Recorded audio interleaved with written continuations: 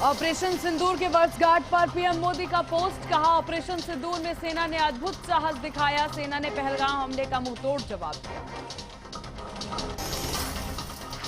बंगाल में चुनाव परिणाम के बाद हिंसा की बड़ी वारदात, बीजेपी नेता शुवेंदु अधिकारी के पीए चंद्रनाथ रथ की गोली मारकर हत्या। चंद्रनाथ की हत्या पर शुवेंदु अधिकारी का बयान, कहा यह सोची समझी हत्या, 2-3 दिनों तक की गई रेकी। बिहार सरकार का कैबिनेट विस्तार, आज नीतीश कुमार के बेटे निशांत भी बनेंगे मिनिस्टर, पटना के ऐतिहासिक गांधी मैदान में मंत्री लेंगे शपथ।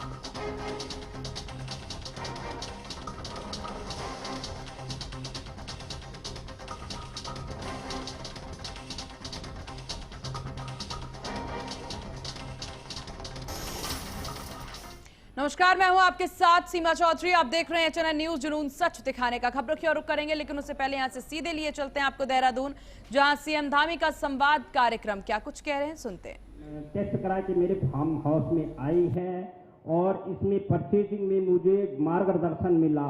यहाँ पे डॉक्टर लोग, जो भी लोकल डॉक्टर हैं, उनका बड़ा सहयोग मिला। और मैं पंजाब, हरियाणा और राजस्थान से मैं ये गाय को लाया हूँ। वहाँ से साहिवाल प्योर नस्ल है मेरे पास इस समय, और मेरे फार्म में इस समय 37 गाय आ चुकी साहिवाल, और मुझे 50 गाय करनी है। और इसमें मैं धन्यवाद करता हूँ, आज मुझे यहाँ पे मुख्यमंत्री जी के सामने रूबरू होना पड़ा। मैं हरकिशन लखेड़ा जी के लिए। लखेड़ा जी, हाँ सर। आप ये पशुपालन का काम कब से कर रहे हैं? सर मुझे वैसे हम बचपन से हम पहाड़ के रहने वाले हैं, हमारे घर में हमेशा गाय रही। देहरादून में मैंने शुरू किया था, मेरे पास लैंड कम थी। पहाड़ में घर कहाँ है आपका? पौड़ी गढ़वाल सर, पौड़ी गढ़वाल, रिखनी खाल ब्लॉक सर। और सर मुझे इस समय 15 साल हो गए। अभी आपके साथ कितने लोग और काम करते हैं इसमें? सर मेरे साथ इस समय जो वहाँ पे काम कर रहे हैं 8 लोग मेरे साथ काम करते हैं। अच्छा, एक बात बताइए, आपको इसकी जानकारी कहाँ से मिली कि भारत सरकार की ये योजना चल रही है, राज्य सरकार इसमें ये काम कर रही है करके, ये किसने बताया आपको? सर सबसे पहले मेरा देहरादून में था डॉक्टर दीप्ति अरोड़ा, इन्होंने मुझे इसमें बोला कि एक योजना है आप इसमें। उसके बाद इन्होंने मुझे डायरेक्टर नेगी साहब के यहाँ भेजा था, और वहाँ पे डॉक्टर शर्मा जी, विशाल शर्मा जी, उनसे मेरी मुलाकात हुई, उन्होंने मार्गदर्शन किया। और 1.5 साल मुझे इस पोर्टल में अप्लाई करने में लगा, तब जाके मैं सक्सेस हुआ। आपको लग रहा है कि इस काम को और लोगों ने भी करना चाहिए आपके साथ साथ? सर इस काम को अगर अपनी इनकम मेरी 40,000 के आसपास, आज 1,15,000 के आसपास मेरी प्योर इनकम होती है, तो मुझे तो और लोगों को भी निवेदन है करना चाहिए इस काम करके। चलिए, सबको बताइए आप। सर इसमें एक बार उद्घाटन के लिए एक रिक्वेस्ट भी है आपसे, मंत्री महोदय साहब भी हमारे यहाँ बैठे हैं। उद्घाटन नहीं हुआ सर मेरे डेयरी का, अभी पूरा फुल फ्लैश नहीं आए। उद्घाटन के लिए अगर आपको समय मिले तो मेरी आप बता दीजिए कब आना है, हम लोग आएंगे। ठीक है सर। और चलिए खबरों की ओर रुख कर लेते हैं, जहां राष्ट्रीय राजधानी दिल्ली अब खेलों के वैश्विक मंच पर अपनी नई पहचान दर्ज कराने की ओर बढ़ रही है। मुख्यमंत्री रेखा गुप्ता ने दिल्ली सचिवालय में 22वीं कॉमनवेल्थ टेबल टेनिस चैंपियनशिप 2026 के आयोजन का आधिकारिक ऐलान किया। ये प्रतिष्ठित अंतर्राष्ट्रीय प्रतियोगिता 27 जुलाई से 2 अगस्त तक त्यागराज स्टेडियम में आयोजित की जाएगी। चैंपियनशिप में इंग्लैंड, ऑस्ट्रेलिया, कनाडा, न्यूजीलैंड, दक्षिण अफ्रीका, मलेशिया सहित 35 से अधिक कॉमनवेल्थ देशों के खिलाड़ी हिस्सा लेंगे। यह आयोजन दिल्ली के लिए एक बड़ा अवसर है, जिससे शहर की आधुनिक खेल सुविधा, बेहतर इंफ्रास्ट्रक्चर और विश्व स्तरीय आयोजन क्षमता को वैश्विक मंच पर प्रदर्शित किया जा सकेगा। अब इस अवसर पर कैबिनेट मंत्री आशीष सूद सहित कॉमनवेल्थ टेबल टेनिस फेडरेशन और table tennis federation of India के वरिष्ठ अधिकारी भी मौजूद रहे। और इस विषय पर ज्यादा जानकारी के साथ संवाददाता रिया हमारे साथ बनी हुई हैं। रिया, क्या कुछ जानकारी इस पूरे आयोजन को लेकर के? जी बिल्कुल, देखिए दिल्ली के लिए ये एक बहुत बड़ी खबर है, जहां पर युवाओं के बीच में खेल को लेकर बहुत ज़्यादा दिलचस्पी नज़र आती है। और इसी बीच में दिल्ली की सीएम रेखा गुप्ता ने एक आधिकारिक ऐलान किया है, जिसमें ये बताया जा रहा है कि दिल्ली में कॉमनवेल्थ टेबल टेनिस का आयोजन होना है और ये तकरीबन एक हफ्ते तक जो आयोजन है वो चलेगा, जिसे त्यागराज स्टेडियम में चलाया जाएगा, जिसे लेकर तमाम जो तैयारियां हैं वो की जा रही हैं। हालांकि विशेष बात यह है कि दिल्ली में एक खेल का, आप कह सकती हैं कि एक विश्व स्तरीय मंच नजर आने वाला है, जिसमें लगभग 35 जो अंतर्राष्ट्रीय स्तर पर जो कॉमनवेल्थ में देश आते हैं वो यहाँ पर हिस्सेदारी लेते हुए नजर आएंगे। और सबसे बड़ी बात है कि इस आयोजन में दिल्ली की सीएम भी रहेंगे और उसी के साथ साथ में कैबिनेट मंत्री आशीष सूद और जो तमाम खेल जगत से जुड़े हुए वरिष्ठ अधिकारी हैं वो भी इसमें नजर आएंगे। दरअसल ये एक विजन है जिसमें ये कहना है कि दिल्ली को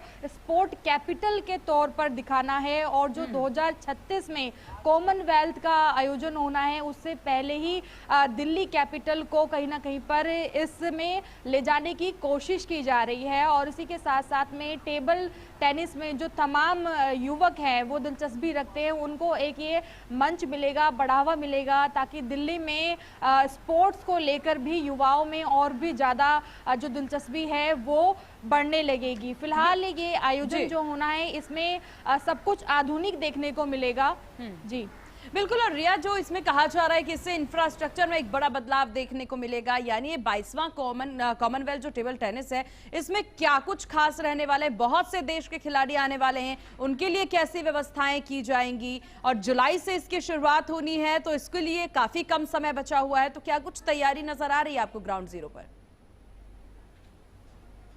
जी बिल्कुल, देखिए अगर कॉमनवेल्थ गेम की अगर हम बात करें, हालांकि टेबल टेनिस का ये एक आयोजन है जो कि कॉमनवेल्थ में मिलाया गया है। हालांकि तैयारी की अगर हम बात करेंगे तो जैसे कि एक हफ्ते तक ये गेम चलना है, यानी कि 27 जुलाई से 2 अगस्त तक में बताया जा रहा है कि ये चलेगा। और सबसे खास बात ये है कि इसमें आधुनिकता पर जोर दिया जाएगा, जिससे कि भारत की एक अच्छी जो छवि है वो अंतर्राष्ट्रीय स्तर पर जा सके, क्योंकि कॉमनवेल्थ गेम का हिस्सा काफ़ी लंबे समय से जो भारत है वो रहा है। और दिल्ली में ये अब तक का सबसे बड़ा आयोजन होगा, जिसमें कि 35 देश, क्योंकि काफ़ी बड़ी संख्या में वहाँ से पूरे जो मेहमान हैं खेल जगत के वो यहाँ पर इकट्ठे होंगे। तो आधुनिकता पर पूरा ध्यान जो है दिल्ली सरकार के माध्यम से भी और जो कॉमनवेल्थ के स्पोर्ट्स अधिकारी हैं उनके माध्यम से भी नज़र आने वाला है। यानी कि ये जो पूरा आयोजन है वो काफ़ी खास होगा और भारत की प्रतिष्ठा को अंतर्राष्ट्रीय स्तर पर खेल जगत में एक तरीके का बड़ा जो बढ़ावा है वो देता हुआ भी नजर आएगा। चलिए ठीक है रिया, आप नजर बना के रखिएगा, आगे और भी विषयों पर आपसे जानकारी लेंगे। खबरों में आगे बढ़ते हैं। दिल्ली एनसीआर में मौसम का उतार चढ़ाव अभी भी जारी है और आगे भी जारी रहेगा, जहां पिछले कुछ दिनों से प्री मॉनसून गतिविधियों के चलते राजधानी में तेज आंधी, बारिश, गरज चमक और ओलावृष्टि देखने को मिली है, जिससे कि तापमान में गिरावट भी आई है। लोगों को गर्मी से राहत मिली है। आज यानी कि 7 मई को भी मौसम में ये नरमी बनी रहेगी। 7 मई को देर शाम रात के समय पर भी दिल्ली और आसपास के इलाकों में फिर से तेज बारिश और हवाएं, गरज चमक के साथ हल्की सी बारिश भी हो सकती है। कुछ इलाकों में धूल भरी आंधी चलने की भी संभावनाएं हैं। तो दिन के समय मौसम अपेक्षाकृत साफ रहेगा, लेकिन शाम होते होते बादल सक्रिय हो सकते हैं। इस दौरान हवा की रफ्तार बढ़ने से कई इलाकों में अचानक मौसम भी बदल सकता है। अब मौसम को प्रभावित करने वाला पश्चिमी विक्षोभ अब कमजोर पड़ रहा है, लेकिन उत्तर राजस्थान, दक्षिण पंजाब के ऊपर बना हुआ चक्रवाती परिसंरचन और दिल्ली से गुजर रही ट्रफ रेखा अभी भी सक्रिय है। लगातार मौसम गतिविधियों के कारण दिल्ली एनसीआर में तापमान सामान्य से नीचे बना हुआ है। पिछले कुछ दिनों में अधिकतम तापमान 34 डिग्री सेल्सियस से भी नीचे दर्ज किया गया है, जबकि न्यूनतम तापमान भी यहां पर आपको बता दें सामने आया। तो आंधी, बिजली और बारिश का अलर्ट जारी कर दिया गया है दिल्ली एनसीआर में। हालांकि देखिए इस तपिश भरी गर्मी से जरूर राहत मिलती नजर आएगी, लेकिन गरज चमक के साथ बारिश होने की संभावना भी मौसम विभाग के द्वारा यह अलर्ट जारी किया गया है। तो उसके लिए भी सतर्कता बरतने की जरूरत यहां पर देखने को मिल रही है। तस्वीरों में भी देखिए मौसम को लेकर के जो बातें अनुमान जताया जा रहा है वो अनुमान देखने को मिल रहा है। आंधी, बिजली और बारिश का यह अलर्ट चारों तरफ जो है दिल्ली एनसीआर में जारी किया गया है। तो ये बड़ी अपडेट आपको दे दे।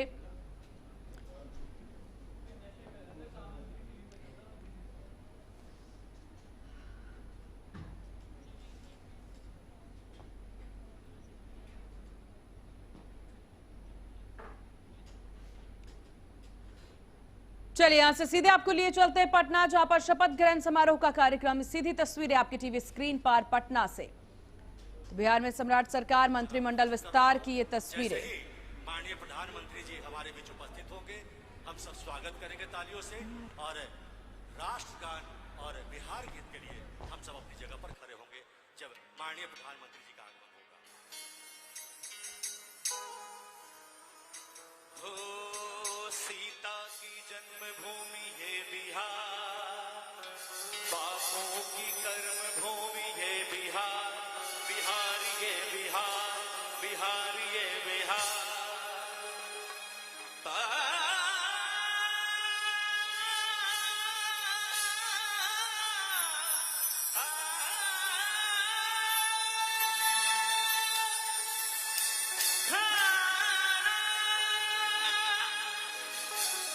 Hello hello. वाल्मीकि ने रची रामायण हो,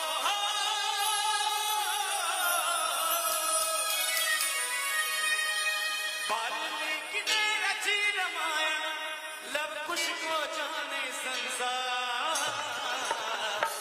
ये है मेरा हम लोग के बीच देश के रक्षा मंत्री आदरणीय राजनाथ सिंह जी आए हैं। इस पाटलिपुत्रा के धरती पर, इस अंग की धरती पर उनका हार्दिक अभिनंदन, हार्दिक स्वागत है। राजनाथ जी जिनके नेतृत्व में ऑपरेशन सिंदूर हुआ था और आज उसकी वर्षगांठ है, ऐसे हम अपने रक्षा मंत्री जी का हार्दिक अभिनंदन, हार्दिक स्वागत करते हैं।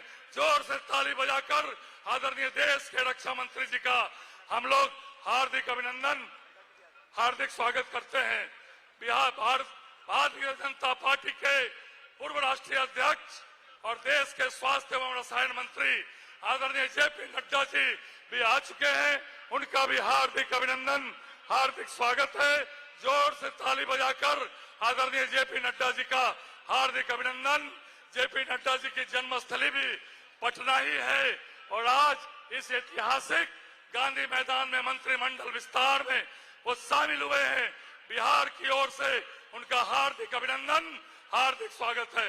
जोरदार ताली बजाकर हम लोग जेपी नड्डा जी का हार्दिक अभिनंदन, हार्दिक स्वागत करें।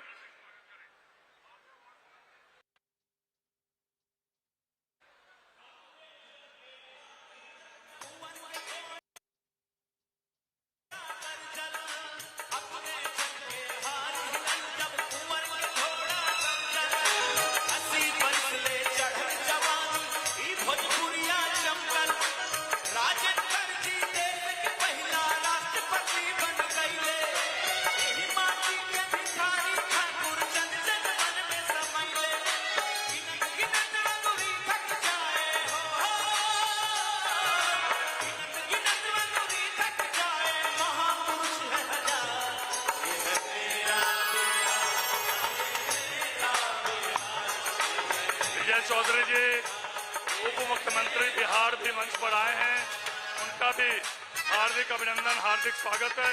बिहार सरकार के माननीय उप मुख्यमंत्री आदरणीय विजय चौधरी जी।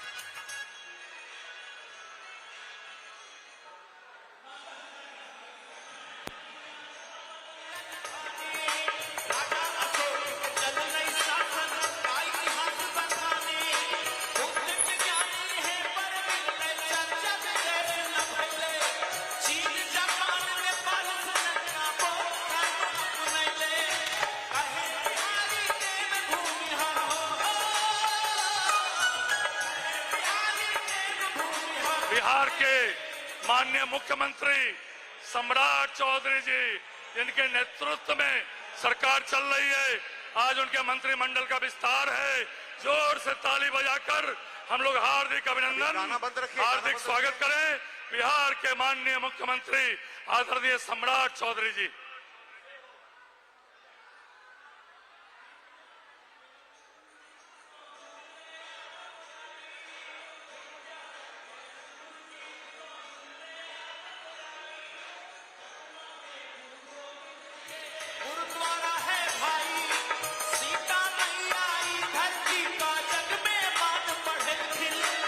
सीता मैया गंगा मैया अमृत धारा के रस पान करल खिन।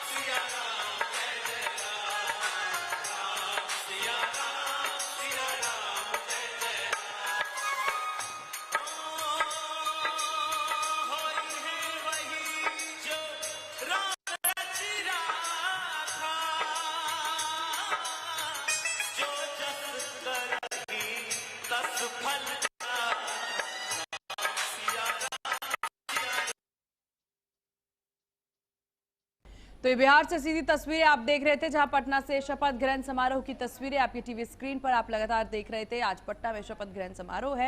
यहां पर आपको बता दें, मंत्रिमंडल विस्तार की खबरें सामने आ रही हैं और तमाम मंत्रियों के द्वारा जो है शपथ ग्रहण किया जाएगा। बिहार की राजनीति में एक ये नया मोड़ माना जा रहा है, जिसकी तस्वीरें भी एक एक करके अब सामने आनी शुरू हो गई है। केंद्रीय गृह मंत्री अमित शाह हो, रक्षा मंत्री राजनाथ सिंह हो, जेपी नड्डा हो, हर कोई इस वक्त बिहार में मौजूद नजर आ रहा है। तो ये तमाम तस्वीरें भी आप अपनी टीवी स्क्रीन पर बिहार से देख रहे थे। तो इस एक के बाद एक ये तस्वीरें, खबरों में आगे बढ़ते हैं। दिल्ली के शास्त्री पार्क इलाके में एक बार फिर से हत्या की वारदात सामने आई है। और देखिए, दिल्ली में ऐसा पहली बार नहीं है, इससे पहले भी कई सारे मामले सामने आए हैं। इस सब के बीच में शास्त्री पार्क से पूरा मामला सामने आया है, जहां पर इस इलाके में एक बार फिर से हत्या की पूरी वारदात देखने को मिली है। आपको बता दें कि इस वारदात की वजह से सनसनी फैल गई। फरुखुद्दीन नाम के 50 वर्षीय युवक को अज्ञात हमलावरों ने चाकू से गोदकर मौत के घाट उतार दिया। वारदात को अंजाम देने के बाद आरोपी मौके से फरार हो गया। ये घटना शास्त्री पार्क स्थित बुलंद मस्जिद के बराबर में मछली मार्केट के सामने रात करीब 1:30 बजे की है। घटना के बाद घायल व्यक्ति को परिजन तुरंत जग अस्पताल लेकर के पहुंचे, जहां पर डॉक्टरों ने उसे मृत घोषित कर दिया। अस्पताल प्रशासन की सूचना पर शास्त्री पार्क थाना पुलिस मौके पर पहुंची, जांच शुरू कर दी गई। पुलिस ने घटनास्थल से सभी साक्ष्य भी जुटाए और आरोपी की गिरफ्तारी के लिए कई टीमों का गठन भी किया गया। देर रात हुई इस हत्या से इलाके में दहशत का माहौल है।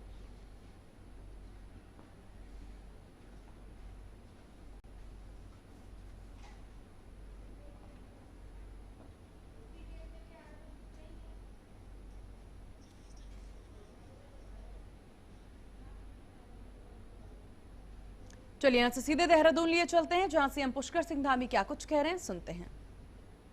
प्रकार की आवश्यकताओं की पूर्ति है, परंतु जैसे जैसे ज्ञान विज्ञान आगे बढ़ा, ये परिवेश बदला और भूमि जोत के लगातार घटते आकार, आधुनिक जीवन शैली के प्रभाव के कारण पशुपालन का जो स्वरूप है वह भी धीरे धीरे उसमें भी परिवर्तित होने लगा, उसमें भी परिवर्तन आने लगा।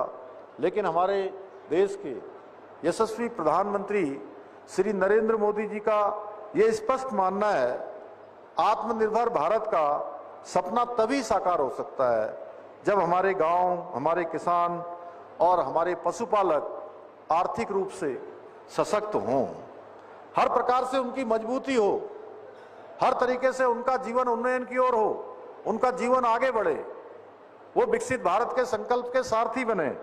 इसी सोच के साथ आदरणीय प्रधानमंत्री जी ने यहाँ सबसे ज्यादा समृद्धि है, सबसे ज्यादा मतलब सभी प्रकार की आवश्यकताओं की पूर्ति है, परंतु जैसे जैसे माध्यम के रूप में आज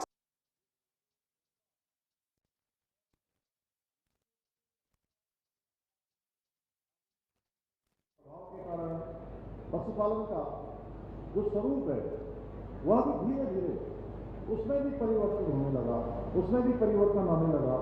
लेकिन हमारे देश के यशस्वी प्रधानमंत्री श्री नरेंद्र मोदी जी का ये स्पष्ट मानना है, आत्मनिर्भर भारत का सपना तभी साकार हो सकता है जब हमारे गांव, हमारे किसान और हमारे पशुपालक आर्थिक रूप से सशक्त हों, हर प्रकार से उनकी मजबूती हो, हर तरीके से उनका जीवन उन्नयन की ओर हो, उनका जीवन आगे बढ़े, वो विकसित भारत के संकल्प के सारथी बने।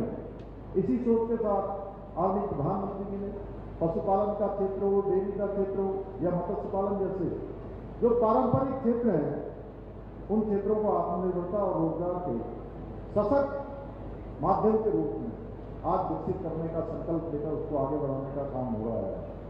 और प्रधानमंत्री मत्स्य संपदा योजना, राष्ट्रीय पशुधन मिशन, राष्ट्रीय गोकुल मिशन, पशुपालन और अवसंरचना विकास कोष तथा किसान क्रेडिट कार्ड जैसी जन कल्याणकारी योजनाओं के माध्यम से पशुपालकों को, दुग्ध पालक उत्पादकों को, मत्स्य पालकों को आर्थिक सुविधाएं, सहयोग और नए अवसर उपलब्ध कराए जा रहे हैं।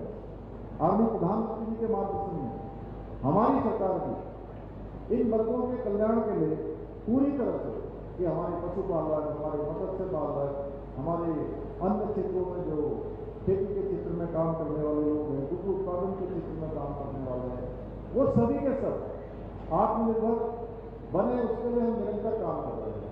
अभी सौरभ भागवत ने बहुत विस्तार से बताया कि कितनी सारी योजनाएं आज राज्य के अंदर प्रारंभ की गई है, नई नई नीतियां प्रख्यापित की गई है, जो नीतियां प्रचलन में नहीं थी। पहली बार 2022 में सरकार बनने के बाद उन नीतियों को जनता को समर्पित किया गया है। हमारी सरकार द्वारा राज्य में मुख्यमंत्री राज्य पशुधन मिशन के अंतर्गत बड़ी संख्या में पशुधन इकाइयों की स्थापना की जा रही है। इनमें पात्र लाभार्थियों को 90% तक का ऋण प्रदान किया जा रहा है, इसका अनुदान दिया जा रहा है। इसके अतिरिक्त गोट वैली, पोल्ट्री वैली जैसी योजनाओं के माध्यम से पशुपालकों को सहायता प्रदान की जा रही है। और इन योजनाओं का परिणाम है कि केवल ये योजनाएं शुरू भर नहीं हुई हैं, इन योजनाओं का आउटकम आ रहा है, यानी कि इन योजनाओं का परिणाम भी दिखाई दे रहा है। और वो परिणाम है कि हमारे चाहे गौट पालक हो, चाहे मुर्गी पालक हो, चाहे किसी भी क्षेत्र में काम करने वाले लोग हों, उनको लगातार आगे बढ़ने का अवसर मिल रहा है। गौ पालन, बकरी पालन, भेड़ पालन के माध्यम से राज्य में 11,500 से अधिक लोगों को इस दौरान स्वरोजगार प्राप्त हुआ है। और स्वरोजगार के साथ साथ उन लोगों ने अन्य लोगों को भी रोजगार से जोड़ने का काम किया है। इसके अलावा मुख्यमंत्री राज्य पशुधन मिशन के अंतर्गत भी राज्य में करीब 4,000 से अधिक युवाओं और महिलाओं को स्वरोजगार से जोड़ा गया है।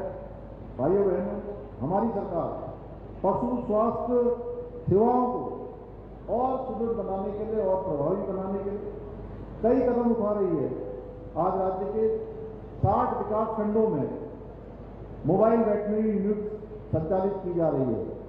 हम शेष 35 विकास खंडों में भी, जो बचे हुए हमारे 95 ब्लॉकों में से 35 ब्लॉक बचे हुए हैं, उनमें भी जल्दी से जल्दी मोबाइल वेटनरी यूनिट का संचालन शुरू करने की दिशा में हम काम कर रहे हैं। इसके साथ ही आज प्रत्येक जनपद में आधुनिक सुविधाओं से युक्त मॉडल पशु चिकित्सालयों का निर्माण भी किया जा रहा है। मुझे ये बताते हुए खुशी हो रही है कि केंद्र सरकार द्वारा उत्तराखंड को वर्ष 2030 तक खुरपका मुंहपका रोग मुक्त राज्य बनाने की दिशा में हमारे राज्य का चयन किया गया है। और इसी के साथ इस बुलेटिन में बस इतना ही। देखते रहिए HNN न्यूज, जुनून सच दिखाने का। नमस्कार।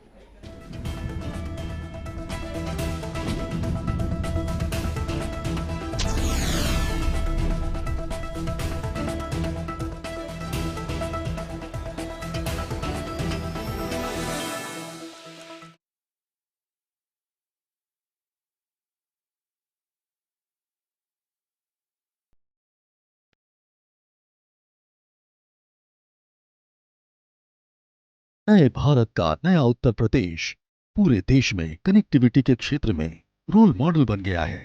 विगत 9 वर्षों में रोड कनेक्टिविटी से लेकर एयर कनेक्टिविटी और मेट्रो से लेकर रेल कनेक्टिविटी में यूपी नंबर 1 है। प्रधानमंत्री श्री नरेंद्र मोदी के मार्गदर्शन और माननीय मुख्यमंत्री योगी आदित्यनाथ के सतत प्रयासों से उत्तर प्रदेश विगत 9 वर्षों में सर्वाधिक एक्सप्रेसवे वाला प्रदेश बन गया है। सर्वाधिक अंतर्राष्ट्रीय एवं घरेलू एयरपोर्ट्स के साथ उड्डयन प्रदेश बन गया है। सर्वाधिक शहरों में मेट्रो यहां दौड़ती है। रैपिड रेल पहली बार यूपी में ही चली है। पहला इनलैंड वाटरवे वाराणसी से हल्दिया को जोड़ता है। स्वर्णिम संभावनाओं के खुले द्वार, समृद्धि की डबल इंजन रफ्तार।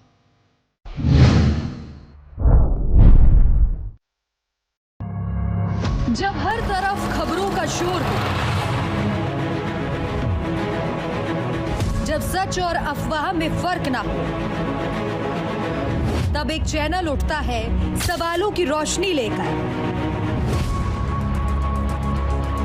आपके हित की आवाज बनकर। HNN न्यूज, जुनून सच दिखाने का।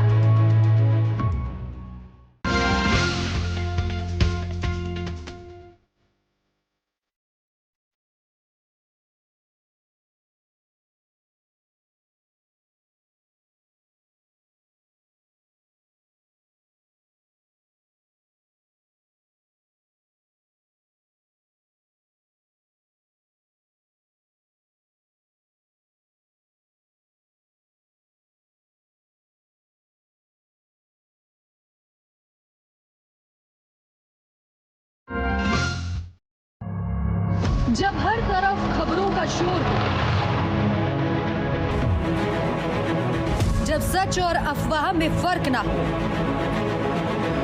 तब एक चैनल उठता है सवालों की रोशनी लेकर, आपके हित की आवाज बनकर। HNN न्यूज, जुनून सच दिखाने का।